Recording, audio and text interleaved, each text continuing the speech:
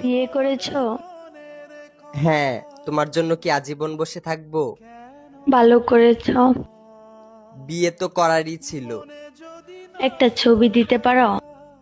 কিসের ছবি?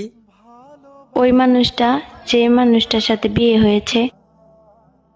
না না, তোমার নজর লেগে যাবে। না না না, আমি নজর লাগাবো না। একবার দেখেই ডিলিট করে দিব। না, আমার তোমার উপর ভরসা নেই।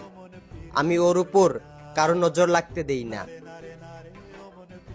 তোমাকে আমার কসম, যদি আমাকে কোনোদিন ভালোবেসে থাকো তাহলে তার ছবি দাও।